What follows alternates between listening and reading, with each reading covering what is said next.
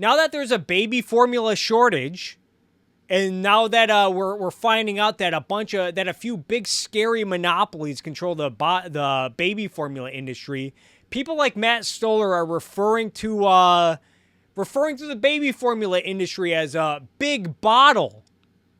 Don't you just love it when they always lump big corporations into one lump sum and call it big tech, big banks, big oil, big pharma? Well, now we have big bottle. Woo!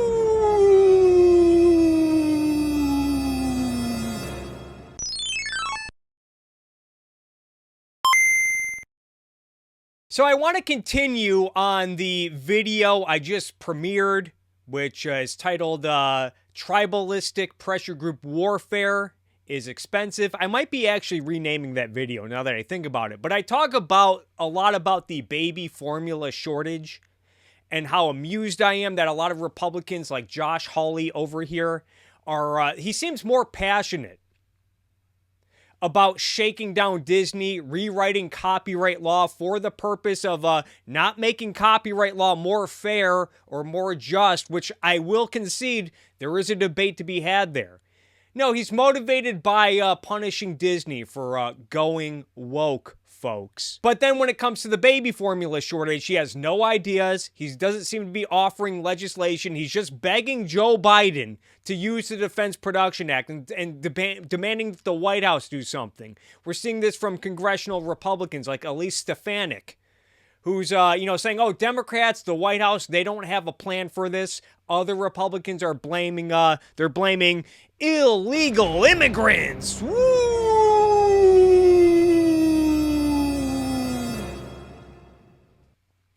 They're saying that Democrats don't have a plan. Meanwhile, I'm over here thinking, where's your plan? How come the Republicans, congressional Republicans, how come you guys aren't offering a plan to maybe lift some of these trade restrictions that Scott Lincicome talks about in his piece? Trade restrictions, especially, you want to talk about blaming this all on Biden. According to Josh Lincicome's piece, a lot of this has to do, a lot of the Trump's reformed NAFTA bill, the U.S.-Mexico-Canada agreement, it further tightened restrictions on baby formula from Canada. And we have FDA regulations, like very tedious regulations, notably labeling that prevents imports of baby formula from countries like Germany and the Netherlands and other countries in the European Union. That's just not smart. High tariffs. Scott Lincicome also mentions that we have a lot of high tariffs on stuff like baby formula. So I'm over here wondering, and I guess it was reported on CBS that the FDA might look to lift some of these restrictions to bring in some more imports. But I'm over here thinking maybe this is a time for us to reflect, learn, maybe pass some legislation to lift some of these tariffs, these bullshit-ass tariffs and trade restrictions, so we can get some new baby formula into the United States to hopefully avoid crises and shortages like this into the future. But no, you know what the Democrats have in mind? You want to talk about the Democrats having a plan? You know what the Democrats have in mind? Going back to this meme. Now let me talk about this meme that I made a few years ago about Josh Hawley. You can see it's that tough choice meme. I always felt this was a double standard for a lot of right-wing populist types, MAGA types, who are really big on antitrust. They're really big on antitrust, especially when they want to use it against alleged big tech monopolies. They want to break them up. Josh Hawley has been on a crusade against big tech, and he's been wanting to break up big tech, use antitrust legislation. And I feel like this conflicts with their whole protectionism policy, both with international trade and immigration. Trump, when he ran on imposing tariffs, he was pretty clear that he wanted to impose tariffs on countries like Mexico and China in order to incentivize United States, or just incentivize companies to keep production in the United States, to keep jobs in the United States. This is a huge pretense, a huge justification for high tariffs redrafting trade deals and whatnot. They want to keep jobs in America. Their immigration policy is in the same line as this. You see this with Tucker Carlson types. He thinks that we need to restrict immigration. A big reason is because we cannot have immigrants coming into America, including legal immigrants. We can't have them coming into America and competing with American workers and driving down wages. We can't expect American companies, American workers to compete. We can't allow competition from overseas, so we have to impose tariffs on imports to protect American jobs. So on one hand, competition is good, and even a lot of better conservatives, better people on the right, more people who are more favorable to capitalism and free markets, they think antitrust is good because they mostly defend capitalism on an altruistic premise. They think, hey, capitalism. Now, this is the wrong reason, but they're not entirely wrong here. They say, yeah, capitalism, free markets, all the competition that happens, it leads to desirable consequences like innovation, like lower priced goods and services that the poorest of the poor can enjoy and benefit from. That's why we need antitrust, because if we let these big scary monopolies run amok, then without competition, then these big scary monopolies can jack up prices. They can squeeze their workers because there's no competition. You know, what do they have to worry about? That's why antitrust is good. We need to create competition. That's why capitalism is good, because it creates competition. But when it comes to international trade and immigration, suddenly they want less competition. Now let's bring this back to the whole baby formula shortage. I'm over here thinking maybe some better people in Congress might see the unintended consequences of protectionism, tariffs, trade restrictions, tedious regulations, and they might say, let's pass some laws to free up the economy and bring in some supplies, bring in some more products from abroad.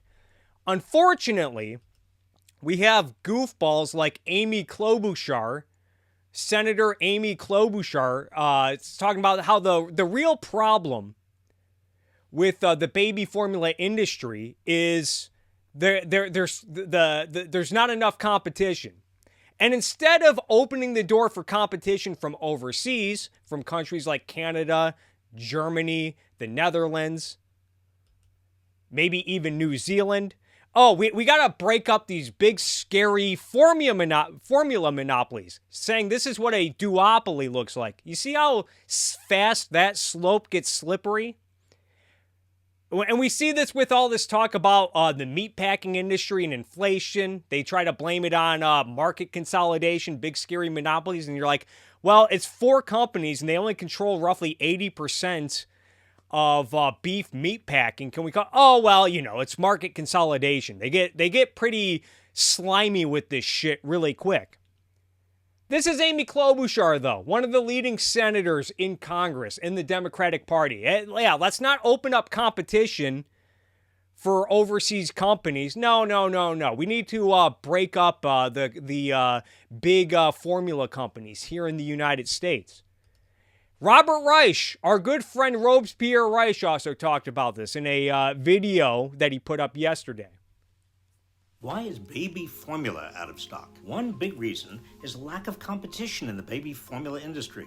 It's yet another example of how big American corporations have grown so big they no longer compete, which means you as a consumer get shafted, either with high prices or low quality, or both. 89% of the country's baby formula market is dominated by just 4 firms. The largest is Abbott, which according to a whistleblower complaint, failed to fix defective equipment or remedy faulty testing procedures, allowing bacteria to enter the system, and falsified records and covered up blatant violations. Yet Abbott managed to spend upwards of $5 billion on stock buybacks, money that could have been spent making its factory safe. Abbott's negligence and market dominance led to this shortage, which is why America needs tougher antitrust enforcement to restore competition and rein in the power of corporations like Abbott. Why is baby formula out of stock? So that's Robert Reich. That's Amy Klobuchar. This is the thought leaders on the left from the Democrat Party. When we know that a lot of this is because we don't have enough competition. They're right on that, but their solutions are not to open up competition for overseas, but to just break up the companies already in the United States. That's just not smart. While we're on this topic, I saw this op-ed the other day on CNN, written by Evan Greer, CNN Business, I guess, titled, Opinion, Elon Musk's Twitter takeover exposes the real threat to free speech, big tech monopolies.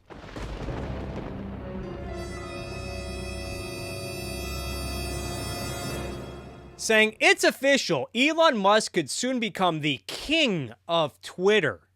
After agreeing to purchase his new crown for $44 billion, Musk has promised big changes. In truth, no one really knows what Musk will do with Twitter if his bid succeeds.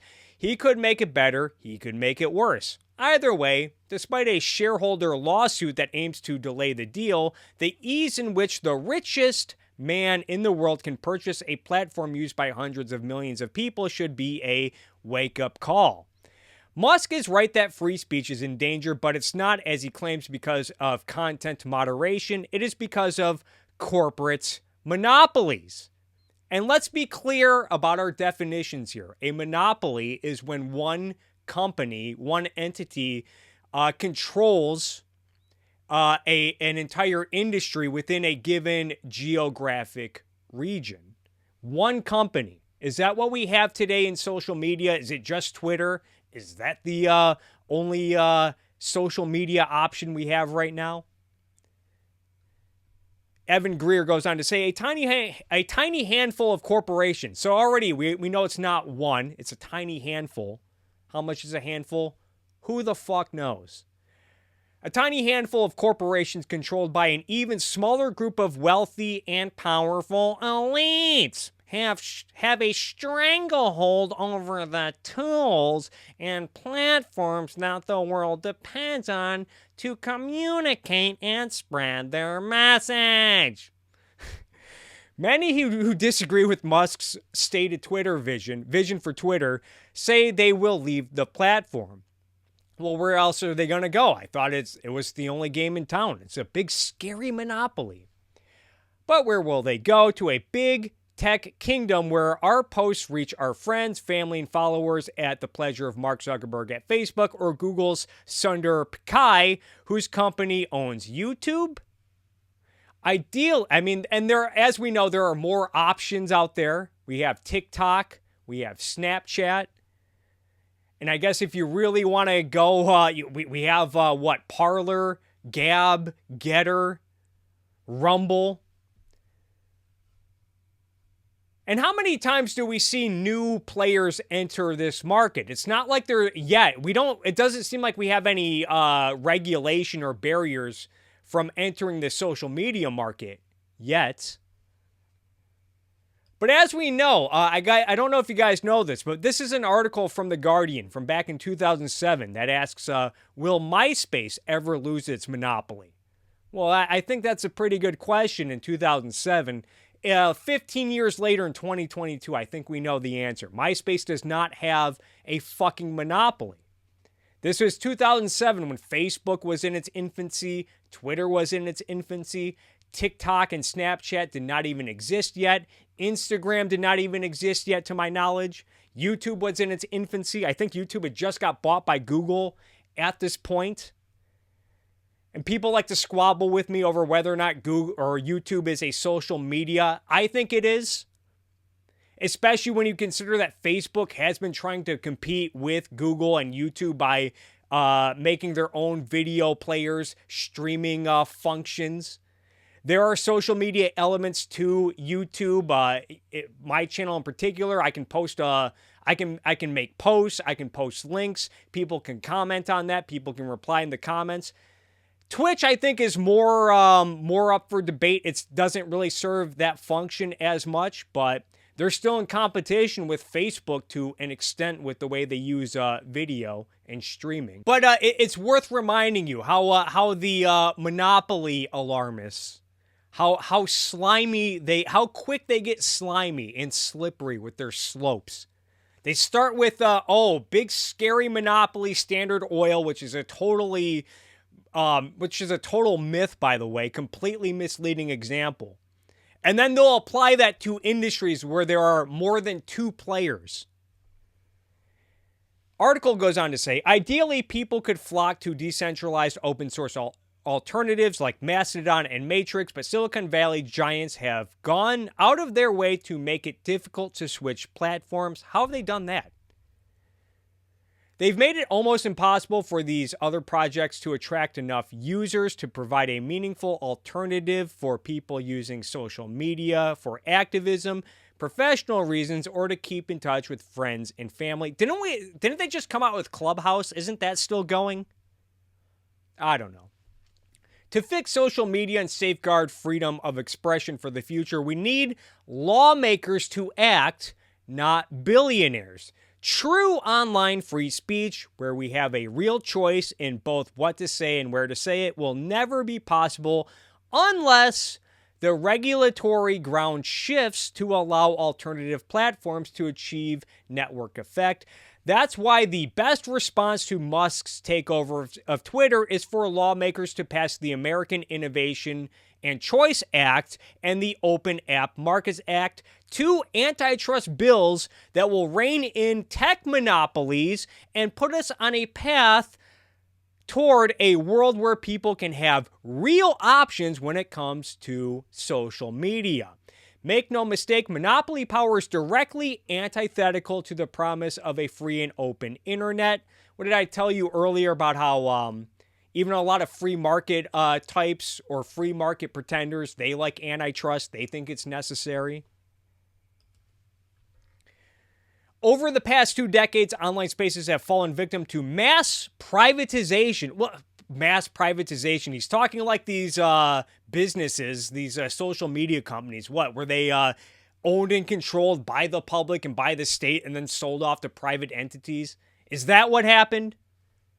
And centralization. Big tech companies like Amazon, Apple, Facebook, and Google, that's 4 companies right there. These are all big, scary monopolies. Have effectively cornered the markets for everything from e-commerce to search engines. You notice how Twitter's not even in this conversation anymore? He starts off by talking about Elon Musk buying Twitter and how it's a big, scary monopoly. And then in this sentence, he doesn't even consider Twitter with these 4 other companies, which tells me that it's probably not a monopoly. Have effectively cornered the market on everything from e-commerce to search engines. Well, I guess Twitter's not technically e-commerce or search engines. Okay.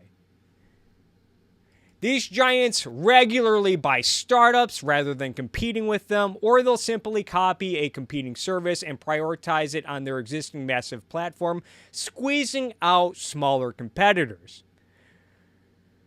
So this is something I actually appreciate about this whole Elon Musk buying Twitter saga.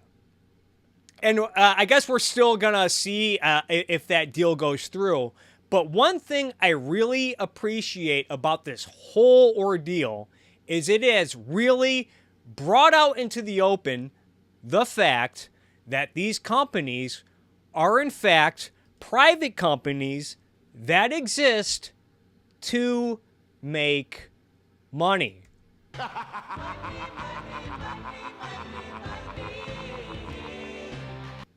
Now, Elon Musk, I think he's wrong to say this. He said he thinks Twitter is he thinks it's the digital public square, called it something along those lines, which I think I don't think he should be doing that. On the other hand, if he's going to pony up $45 billion, at that point, he can really call it whatever the fuck he wants because he bought it.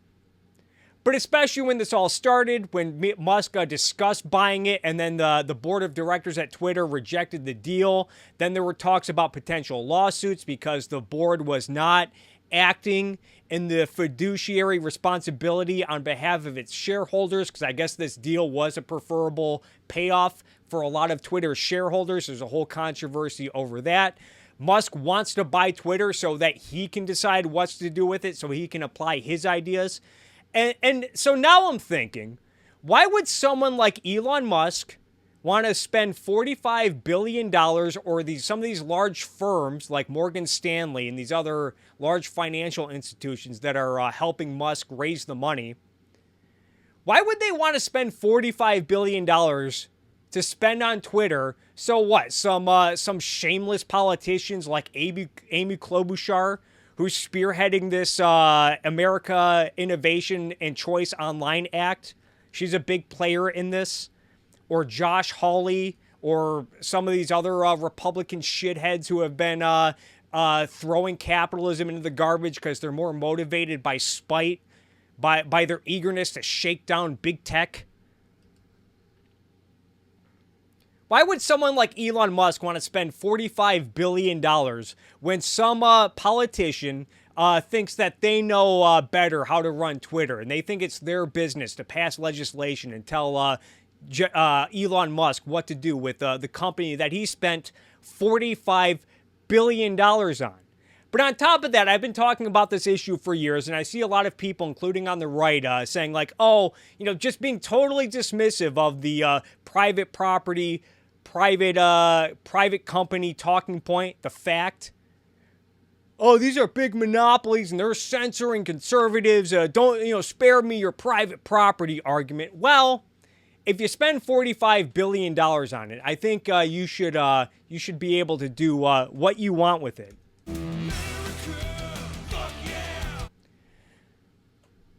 And yeah, going back to Amy Klobuchar. So Amy Klobuchar, she's clearly big on antitrust. By the way, antitrust is a product of the Republican Party. John Sherman, the guy who wrote the first Antitrust Act, he was of the Republican Party, and as we all know, Republican Teddy Roosevelt was the first president to make antitrust cool. He was a big, loud, and proud trust buster, even so that someone like Robespierre Reich is a huge admirer of Teddy Roosevelt. But another part with Amy Klobuchar, so she's big on this act that the writer talks about. People have pointed out about how Amy Klobuchar wants to regulate companies like Amazon for doing stuff like offering their Amazon brand products at lower prices and giving them preferential space on the website alongside competitors, and they think that's unfair. Meanwhile, this happens in big box stores all the time, particularly Target. And someone I thought made a good point. Like, you notice how Amy Klobuchar, she would never apply the same standard to Target, a large corporation that does the same thing. They often have their own brand name products that they put on shelves next to their competitors. And people have pointed out, well, Amy Klobuchar, she's from Minnesota. She probably gets a lot of funding from Target, which is headquartered in Minnesota. In fact, I noticed this even at my own grocery store, and I brought in some examples. So recently, you guys see this? This is a box of Kroger Deluxe macaroni and cheese, which I only bought for the first time a little over a week ago because it was on sale for $1.50. And it was right next to one of their competitors right here, Kraft Deluxe macaroni and cheese, which usually runs anywhere between $3 and $5. Now, is it fair for Kroger to just put these side by side and say, hey, buy ours, ours is cheaper, buy our brand, huh? Wouldn't that be unfair by this America Innovation and Choice Online Act? By the way, this makes for great, I'll be honest, as a side note. This kind of mac and cheese is kind of garbage on its own, but it makes for great taco macaroni and cheese casseroles. And I figured why not buy this box of mac and cheese? It's only a third of the price of this one. I'll make a casserole out of it, and if I like it, good. If I don't, I know never to buy it again. But now I know I like it, and going forward, thanks to big greedy corporations like Kroger being unfair, putting their preferred products next to their competitors' Kraft, I'm going to enjoy taco macaroni casseroles at a much lower price going forward. And I think that is absolutely Wonderful, folks. Article goes on to say, while elites like Musk have often portrayed basic content moderation practices as inherently in conflict with free speech, less privileged internet users know that having tools to address targeted harassment and hateful content are actually essential for creating online communities where people are safe enough to speak freely. Content moderation is not a one-size-fits-all, and there are always trade-offs. We need platforms to experiment with different tools that give users more control over their online experience. When users have fewer or no alternatives to a particular service, corporations lose any incentive to make their service better. Instead, tech monopolies, how many monopolies are there at this point, use their power to further entrench their dominance by capitalizing off users' personal data and ignoring privacy rights. Well, this is a thing with social media. I know this is a controversial issue. And that is, you got to deal with the fact that these social media services are not free. And one way they've become successful and attracted a lot of users is they say, look, the way you're going to pay for this service is you're going to let us collect your data so that we can sell it to other companies. Now, if you don't like that and you want to make it illegal, fine, but then they're probably going to start to have to charge money for their service, charge like a monthly fee to use Facebook or use Twitter. In which case, then you want to talk about the less privileged. It's highly likely that the poorest of the poor, the so-called less privileged, will be locked out. They'll be unwilling to spend money on social media services. Unfortunately, social media is no exception to this. The once wide-open market for digital networking channels has become dominated by a small handful of corporate giants. I think there's probably more competition than ever. Again, going back to this article from 2007 when MySpace was the big player in town. There wasn't much of even YouTube at the time was still far from what it is today, did not really have these social media functions that it has now. If anything, we have more competition in social media than ever. Without the threat of real competition, dominant social media platforms have been able to operate with near impunity. The result, a social media ecosystem built on surveillance-driven advertising and recommendation algorithms where racial justice activists, LGBTQ content creators, and other marginalized groups are disproportionately targeted by censorship rules on social media platforms. A lot of people who lean right will beg to differ with that. But I guess that's up for debate. Some opponents of antitrust paint the fight to rein in big tech as an abstract issue unimportant to real people. Well, my issue is, going back to what I said about Elon Musk, is antitrust is a fundamental violation of private property rights. You don't get to just break up, take away someone's company, force them to sell off half of their company or whatever because you don't like how they're using it and you think they're a big scary monopoly when they're not. Elon Musk's, he spends $45 billion on a company and, he has a fiduciary responsibility. I assume a lot of this money is going to be lent to him. He's going to have to figure out how to make that company profitable. And so he gets to call the shots, for better or worse, folks. But in reality, robust antitrust policies would tangibly improve our online experience, especially for the marginalized communities. This is just more pressure group warfare that I was talking about in my video about tribalism and pressure group warfare. That's what it's all about today. Just talk about perceived marginalized communities, and therefore you get to violate Elon Musk's private property rights. Okay.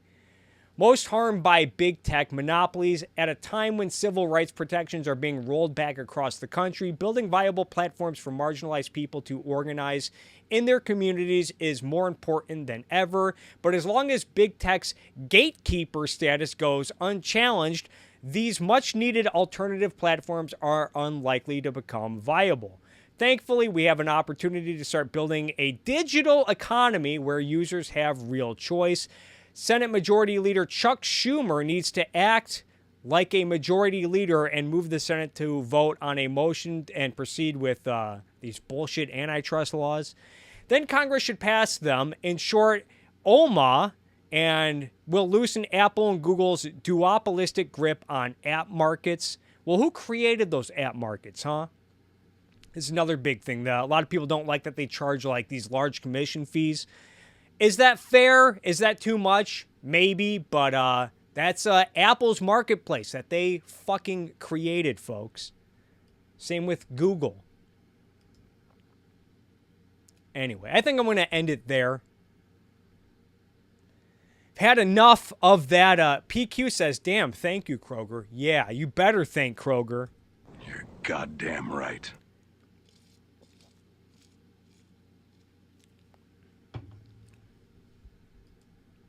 What's a good way to wrap a bow on this? He concludes by saying these two bills won't fix everything that's wrong with big tech. We also urgently need data privacy protections, regulation targeting algorithmic discrimination and harm, transparency measures, and more. But after years of inaction from Congress, passing these bills would be a historic step toward cracking down on these companies' monopoly abuses. That course correction will likely lay the groundwork for a future where people will actually have options and can find a social media platform with content moderation and privacy practices that fit their needs. In other words, it'll help build an internet where we can throw up our hands and say, I'm leaving Twitter, and actually have somewhere else to go. Yeah, I guess Instagram, Facebook, YouTube, Twitch, Snapchat, TikTok. What, that's 6 alternatives? Guess that's not enough anymore. We need to get the U.S. Senate involved and violate Elon Musk's private property rights.